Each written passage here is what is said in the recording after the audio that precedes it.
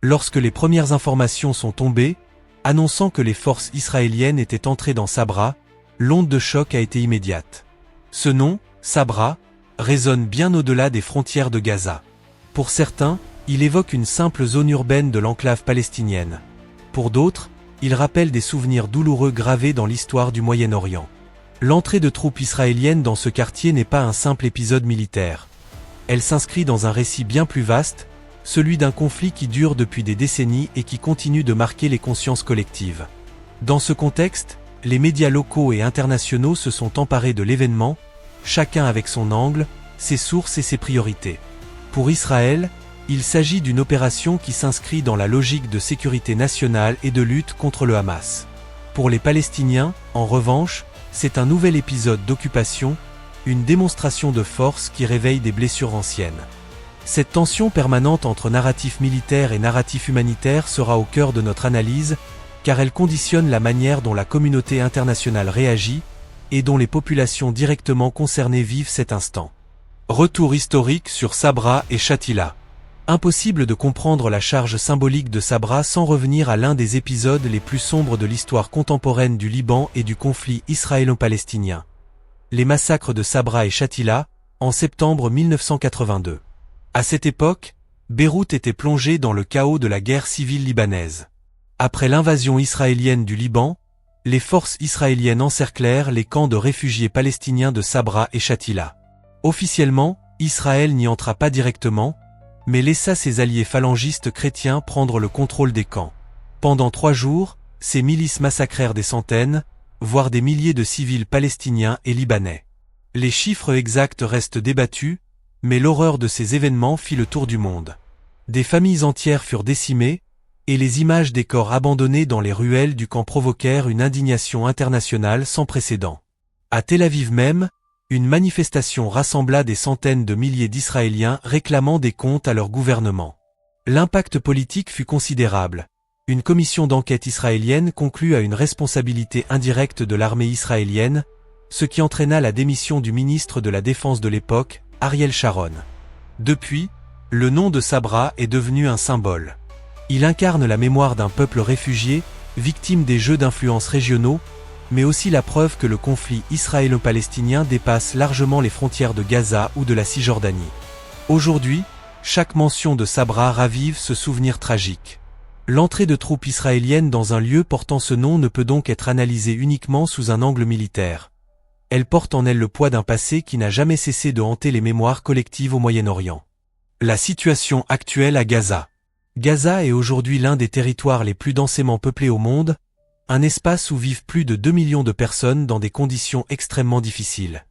Depuis plus de 15 ans, l'enclave est soumise à un blocus israélo-égyptien qui limite fortement les déplacements, les échanges commerciaux et l'accès à de nombreux biens essentiels. Chaque cycle de confrontation armée vient aggraver une situation humanitaire déjà dramatique, laissant des infrastructures détruites, des hôpitaux saturés et une population de plus en plus désespérée. Ces dernières années, les opérations militaires se sont multipliées, marquées par des bombardements intensifs, des affrontements terrestres et une montée des tensions politiques. Israël justifie ses actions par la nécessité de neutraliser les groupes armés palestiniens, en premier lieu le Hamas, qui contrôle la bande de Gaza depuis 2007. De leur côté, les Palestiniens considèrent ces offensives comme une punition collective, qui frappe avant tout les civils et alimente un cycle de haine et de représailles. La situation est d'autant plus complexe que Gaza n'est pas isolée du reste de la région. Les puissances régionales, comme l'Égypte, le Qatar, l'Iran ou encore la Turquie, jouent chacune un rôle dans la dynamique du conflit, soutenant l'un ou l'autre camp, ou tentant de négocier des trêves temporaires. À chaque escalade, les diplomaties étrangères s'activent, mais la paix durable semble toujours hors de portée. Ainsi, quand les forces israéliennes annoncent être entrées à Sabra, cela ne s'inscrit pas dans une parenthèse militaire isolée, mais dans un contexte où chaque geste, chaque opération, devient un élément de plus dans une guerre qui s'étire depuis des décennies et dont les habitants de Gaza subissent au quotidien les conséquences directes. L'opération israélienne à Sabra. Lorsque les forces israéliennes ont pénétré dans Sabra, ce n'était pas une action improvisée mais le résultat d'une stratégie soigneusement préparée. Des colonnes blindées, appuyées par des drones de surveillance et des hélicoptères, ont pris position à l'entrée du quartier, bouclant rapidement les principaux axes de circulation. Les soldats ont ensuite avancé maison par maison, fouillant les habitations à la recherche de caches d'armes et de combattants présumés du Hamas. Les habitants, pris de panique, se sont retrouvés piégés dans un climat de tension extrême, entre consignes d'évacuation et peur d'être considérés comme des suspects. Selon les autorités israéliennes, l'objectif principal de cette opération était de démanteler une infrastructure souterraine que le Hamas utiliserait pour stocker des roquettes et préparer des attaques. Les porte-paroles militaires ont insisté sur le fait qu'il s'agissait d'une mission ciblée et limitée dans le temps, présentée comme nécessaire pour assurer la sécurité des villes israéliennes exposées aux tirs de Gaza. Mais du côté palestinien, la lecture est tout autre. Pour beaucoup, l'entrée dans Sabra est perçue comme une démonstration de force, voire une provocation, visant à rappeler le contrôle militaire qu'Israël exerce sur Gaza malgré les discours officiels sur un retrait depuis 2005. Les témoins décrivent des scènes de chaos, familles fuyant leur maison avec quelques affaires, enfants en larmes, et rues jonchées de débris après les frappes aériennes préalables qui avaient préparé le terrain à l'assaut terrestre. Cette opération n'a pas seulement une dimension militaire, elle a aussi une portée symbolique. En choisissant Sabra, un lieu chargé d'histoire et de mémoire douloureuse, l'armée israélienne savait que l'écho médiatique dépasserait le cadre strictement local. Chaque image diffusée, chaque déclaration officielle, alimente un récit qui, bien au-delà de Gaza, influence la perception du conflit et attise les débats sur la légitimité et les limites de la puissance militaire israélienne. Réactions internationales. L'entrée des forces israéliennes à Sabra n'a pas tardé à susciter de vives réactions à travers le monde. Aux États-Unis, principal allié d'Israël, la communication officielle a été mesurée. Washington a rappelé le droit d'Israël à se défendre, tout en appelant à limiter les pertes civiles. Une position classique, mais qui reflète aussi un malaise croissant au sein de l'opinion publique américaine, où les critiques contre le soutien inconditionnel à Israël se font de plus en plus entendre. En Europe, les réactions ont été plus nuancées. L'Union européenne a exprimé son inquiétude quant à une escalade disproportionnée, appelant à une désescalade immédiate et à la protection des civils. Certains pays, comme la France et l'Espagne, ont insisté sur la nécessité d'un cessez-le-feu rapide, tandis que d'autres, plus alignés sur la politique américaine, ont adopté une position plus prudente. Dans le monde arabe, l'indignation a été immédiate. Le Liban, la Jordanie et l'Égypte ont dénoncé une nouvelle violation flagrante des droits du peuple palestinien. Les réseaux sociaux des pays du Golfe se sont enflammés, multipliant les appels à la solidarité avec Gaza et dénonçant l'inaction de la communauté internationale. Quant à l'ONU, elle a convoqué une réunion d'urgence du Conseil de sécurité. Mais, comme souvent, les débats se sont heurtés au veto ou aux pressions diplomatiques, réduisant les chances d'une résolution ferme. Cette paralysie reflète une fois de plus l'incapacité des grandes puissances à s'accorder sur une stratégie commune pour résoudre durablement le conflit israélo-palestinien. Voix et témoignages sur le terrain. Au-delà des communiqués officiels et des discours diplomatiques, ce sont les témoignages des habitants de Sabra qui révèlent l'ampleur humaine de l'événement. Des familles racontent avoir fui précipitamment leur maison au milieu de la nuit, emportant uniquement quelques vêtements et des papiers d'identité. D'autres expliquent être restés terrés pendant des heures dans leurs appartements, sans eau ni électricité, espérant que les combats s'éloignent. Une mère de famille décrit la peur de ses enfants face au bruit incessant des drones et aux explosions résonnant dans les ruelles étroites. Un vieil homme, lui, témoigne de la perte de sa boutique, détruite par un bombardement préalable. Ces récits, relayés par les ONG présentes sur place, dessinent un quotidien où la survie devient la seule priorité.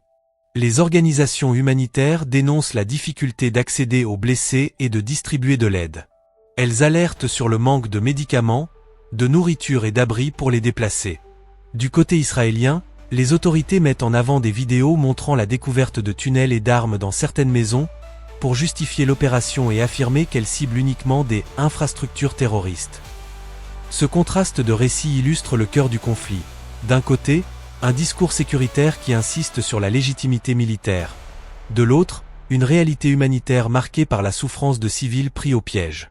Ces témoignages, souvent fragmentés et contradictoires, deviennent eux-mêmes des armes narratives, diffusées sur les chaînes de télévision et les réseaux sociaux pour convaincre l'opinion publique mondiale. Conséquences potentielles à court terme. À court terme, l'entrée des forces israéliennes à Sabra risque de provoquer une nouvelle escalade militaire. Déjà, Plusieurs groupes armés palestiniens ont revendiqué des tirs de roquettes en représailles, visant le sud d'Israël.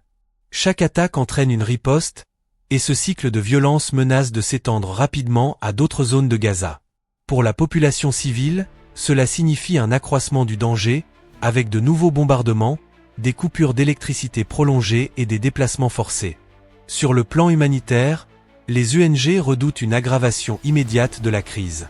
Les hôpitaux, déjà saturés, peinent à accueillir les blessés, tandis que les stocks de médicaments s'épuisent. L'accès à l'eau potable devient de plus en plus limité, renforçant le risque d'épidémie dans les quartiers les plus touchés. Politiquement, cette opération fragilise encore davantage les négociations en cours pour un cessez-le-feu. Chaque camp durcit sa position. Israël met en avant la nécessité de poursuivre son offensive jusqu'à l'élimination de la menace, tandis que les factions palestiniennes affirment que toute concession serait une reddition inacceptable. Dans ce climat, la perspective d'un accord rapide semble compromise, et la population civile reste la première victime de cette impasse. Implications à long terme. L'entrée israélienne à Sabra ne se limite pas à un épisode militaire passager. Elle pourrait marquer durablement les mémoires et influencer l'évolution du conflit. Symboliquement, Sabra reste associé au traumatisme de 1982, et ce nouvel épisode risque de renforcer l'idée que l'histoire se répète, alimentant un sentiment d'injustice et de méfiance profonde parmi les Palestiniens. Pour Israël, cette opération vise à démontrer sa détermination et sa capacité à agir, mais elle pourrait aussi accentuer son isolement diplomatique si les critiques internationales s'intensifient. À plus long terme, cette intervention risque d'enraciner encore davantage la fracture entre Israéliens et Palestiniens. Chaque affrontement laisse derrière lui des cicatrices profondes, destruction matérielle, familles endeuillées, et une jeunesse qui grandit dans un climat de violence et de ressentiment. Sabra pourrait ainsi devenir un nouveau symbole, une référence dans le récit collectif palestinien, au même titre que d'autres épisodes marquants du conflit. Enfin, sur le plan régional, cette opération pourrait peser sur la stabilité fragile du Moyen-Orient. Les voisins d'Israël, déjà confrontés à leurs propres tensions internes, voient dans ces événements une source supplémentaire de crispation. Plus le temps passe, plus les perspectives de négociation de paix s'éloignent, remplacées par une spirale de méfiance et de radicalisation. À la prochaine!